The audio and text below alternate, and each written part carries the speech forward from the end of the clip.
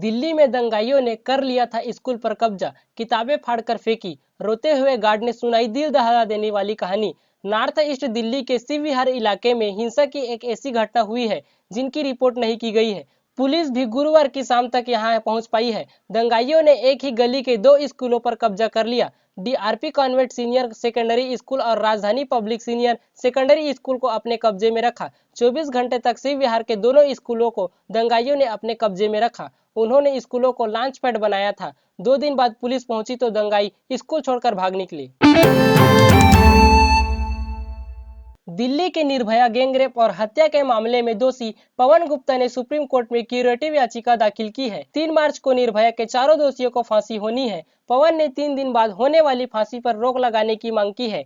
बाकी 3 दोषियों की क्यूरेटिव याचिकाएं और राष्ट्रपति के समक्ष दायर की गई दया याचिकाएं पहले ही खारिज हो चुकी है। पवन ने अभी तक दया याचिका भी नहीं लगाई है। निर्भया सामूहिक बलात्कार और हत्या मामले में चौथे मुजरिम पवन गुप्ता ने सुप्रीम कोर्ट में याचिका दायर कर मौत की सजा को उम्र कैद में तब्दील करने का अनुरोध किया। पवन कुमार गुप्ता को भी 3 अन्य दोषियों के साथ 3 मार्च को सवेरे सुबह 6 बजे मृत्यु होने तक फांसी पर लटकाने के लिए सत्र अदालत ने डेथ वारंट जारी किया है। चेन्नई में इंजीनियर डिग्री धारकों में बेरोजगारी की स्थिति बेहद खराब है।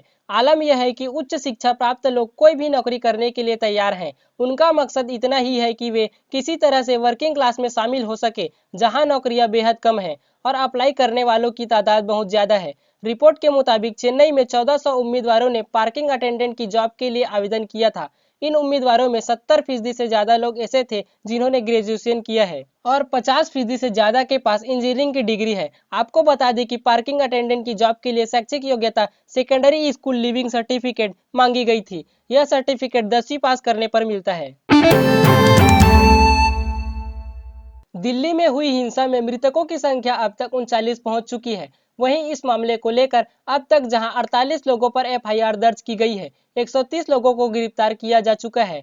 हाल ही में बॉलीवुड प्रोड्यूसर अतिल काजबेकर ने दिल्ली हिंसा से जुड़ी एक फोटो सोशल मीडिया पर शेयर की है, जो सबका ध्यान खूब खींच रही है। इस फोटो में एक बच्चा अपने पिता के शव के आगे बैठा रोता हुआ नजर आ रहा है। मीडिया रिपोर्ट्स के मुताबिक यह फोटो दिल्ली हिंसा का शिकार हुए मुदस्सिर खान की है, जिन्हें सोमवार को कुछ दंगाइयों ने मौत के घाट उतार दिया।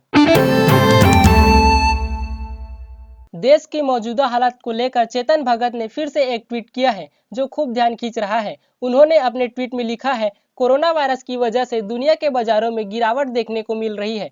ग्लोबल मांगों पर भी असर हो रहा है। भारत पहले से ही कमजोर अर्थव्यवस्था से जूझ रहा है, जिससे उभरना मुश्किल होगा। जॉब ग्रोथ पर लगातार इसका असर हो रहा है। तत्काल ध्यान देने की जरूरत है। लेकिन हे हिंदू मुस्लिम, चेतन भगत ने इस तरह की भारत की गिरती अर्थव्यवस्था को लेकर ट्वीट किया है और चिंता जताई है। महाराष्ट्र में उद्धव ठाकरे की सरकार राज्य में मुस्लिम समुदाय के छात्रों को स्कूल और कॉलेजों में आरक्षण देने के लिए कानून बनाने की तैयारी में है। शुक्रवार को राज्य के अल्पसंख्यक मंत्री नवाब मलिक ने इसका ऐलान किया। हालांकि इस मामले पर राजनीति भी शुरू हो चुकी है। महाराष्ट्र में मुस्लिम समुदाय को जल्द ही स्कूल और कॉलेजों में 5% आरक्षण दिया जाएगा।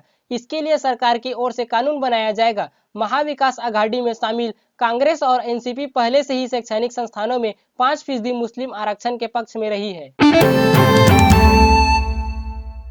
केंद्रीय मंत्रिमंडल द्वारा गुरुवार को दी गई मंजूरी के बाद भारतीय दंड संहिता आईपीसी और अपराध प्रक्रिया संहित सीआरपीसी सहित 37 केंद्रीय कानून केंद्र शासित प्रदेश जम्मू एवं कश्मीर में लागू हो गए हैं।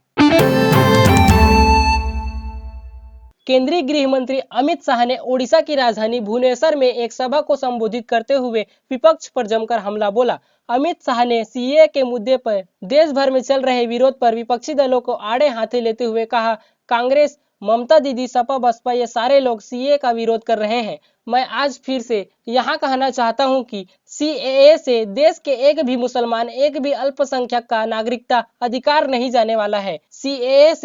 सीएए नागरिकता लेने का कानून है ही नहीं, बल्कि नागरिकता देने का कानून है। महिलाओं के लिए खुलेंगे शराब के ठेके। जी हां दोस्तों, महिलाएं अक्सर शराब के ठेकों में जाने से ये सोचकर कतराती है कि लोग क्या कहेंगे। ऐसा होना लाजिमी भी है, क्योंकि अगर एक महिला शराब खरीदने जाए तो आसपास मौजूद लोग, यहाँ तक कि दुकानदार भी उसे ऐसी नजरों से देखता है कि वह बेहद असहज हो जाती है। अब मध्य प्रदेश सरकार ने दुकान से शराब खरीदने की इच्छुक महिलाओं के लिए एक तरीका ढूंढ निकाला है।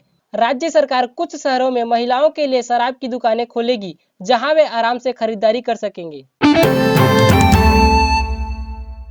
दिल्ली में पानी की क्वालिटी के मामले में सुप्रीम कोर्ट ने कहा कि एजेंसियां पानी को लेकर एक दूसरे पर आरोप न लगाएं।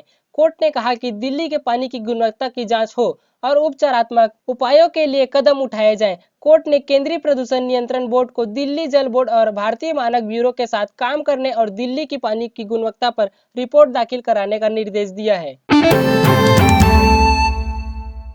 उत्तर प्रदेश के सोनभद्र में करीब 3000 टन सोना मिलने की बात जियोलॉजिकल सर्वे ऑफ इंडिया ने खारिज कर दी है। एजेंसी ने कहा कि 3000 टन नहीं, सिर्फ 160 किलो औसत दर्जे का सोना मिलने की संभावना है। जीएसआई की सफाई के साथ उन तमाम खबरों पर ब्रेक लग गया, जिसमें पिछले एक हफ्ते से सोनभद्र में भारी पैमाने पर सोना मिलने का दावा किया जाता रहा है।